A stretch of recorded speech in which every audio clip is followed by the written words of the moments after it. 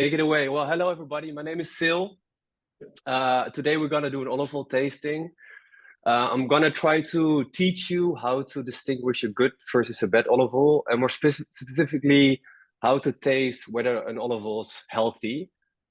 But before we do that, I would like to start with a small introduction. So my name is Sil. I'm the founder of OLV Limits, an olive oil brand, and my journey. So traditionally, like my background is not in olive oil. My background is software development. But this journey started last year. I was in Italy with my girlfriend, and I saw videos of Brian Johnson popping up on my social media feed. Well, I think most of you in this room know Brian Johnson, and like you, I was quite fascinated about what he was doing. So I checked all his videos to see whether I can learn something. And then he mentioned in one of his videos the number one food he recommends for longevity is olive oil. And I was in Italy, the country of olive oil. So I went then on a quest to find the most healthy olive oil out there.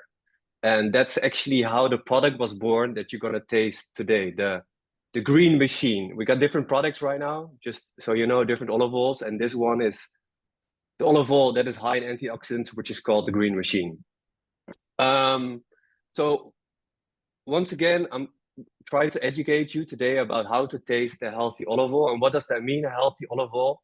Well, if you look to the science suggests that the main thing that cause these health benefits that olive oil is associated with are its polyphenols. So the focus of today is to taste or to learn, to teach you how to taste an olive oil which is high in polyphenols. So first, we're gonna start with a small sniff.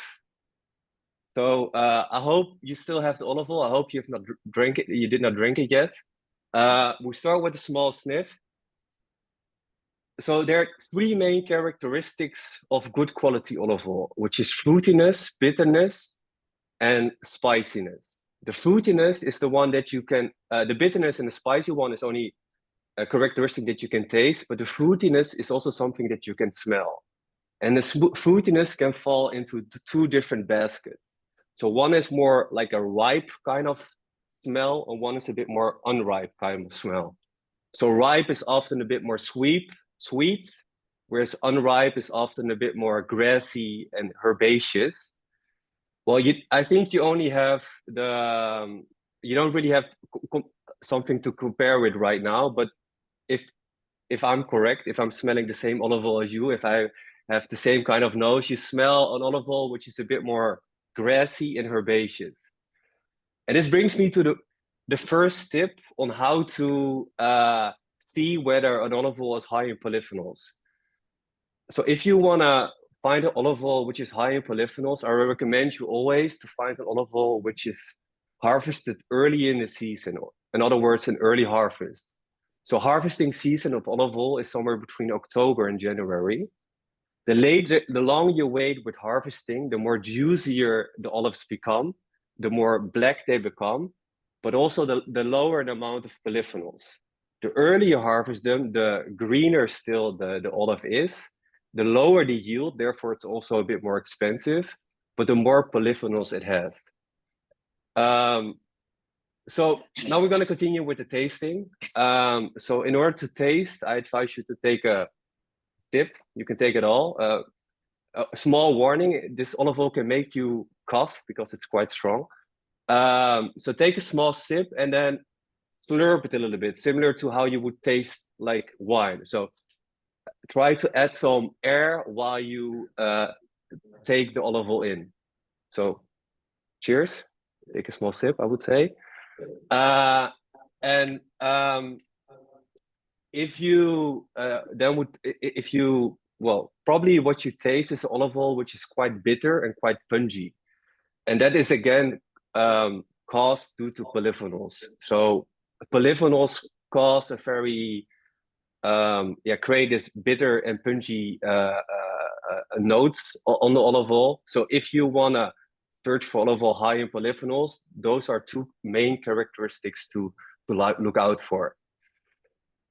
Then so maybe before I continue, because I'm now like talking all along, what is it like the characteristic that I described? Is that also something that you taste right now?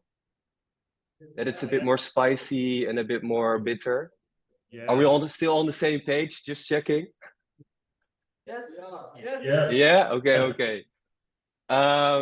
So the last two tips that I would like to share with you in order to see whether to pick an olive oil which is high in polyphenols is, first of all, is that you pick an olive oil which is fresh.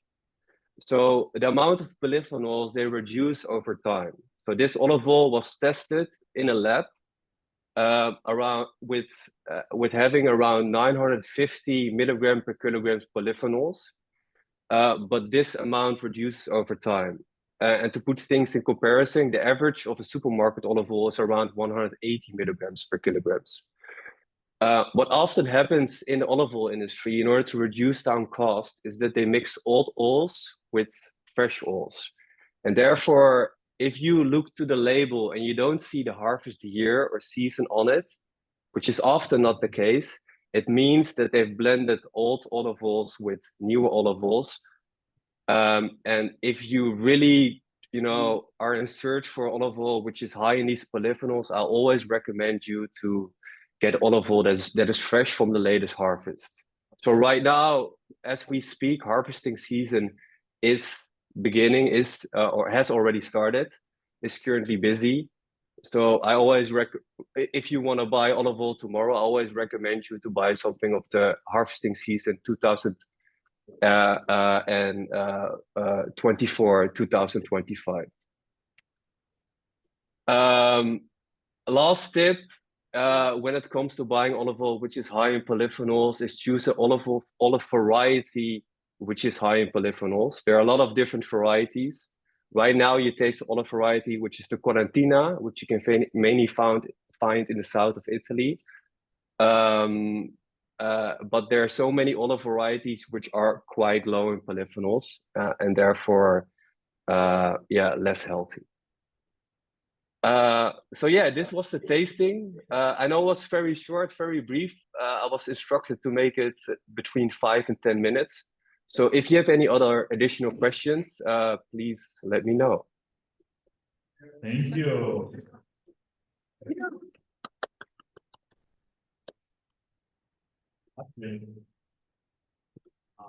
Hi there. Thank you for the introduction. Was really insightful. Can you hear me? I don't hear you so well. Just any question, we have to go to the computer and say. Okay. So my question would be, you mentioned Brian Johnson at the beginning, and I will repeat it. The little research. Yeah. The little research I think on his olive oil is that he's basically chasing different seasons around the globe. Yes. Olive oil. Are you right now just sourcing from Italy or also other parts of the world to get the freshest stuff and the highest polyphenol count? Thank you. So currently we only source it from around the Mediterranean Sea. I think this is also like partly because like if we would source it from a different part of the world, we have to ship it all the way here. And I think that is also not really good in terms of the amount of CO2 emissions that you create. So it is a conscious decision for us to only pick olive oil around the Mediterranean Sea. Nonetheless, like if you, for example, by the way, the olive oil of Brian Johnson is great. So I'm not saying like our olive oil is better than his, but if we compare it in terms of the amount of polyphenols, right now, our was tested last year around 950, and I think his was tested somewhere between 400 and 500. So the amount of polyphenols reduce over time. I think it's somewhere between 30 or 50%. So right now, like our olive oil has around the same polyphenols of the olive oil of Brian Johnson, assuming his is now super fresh. Okay. Thank you. Ferdinando. Thank you. I was wondering, where in Italy do you source this from? In Puglia. So Puglia is the part of Italy, it's the hill. and it's actually the region that produces the most olive oil in the whole of Italy. And it's also known to have olive oils which are quite, well, punchy and high in polyphenols. But good to know, we're also right now like sourcing for the next harvest olive oil from Spain.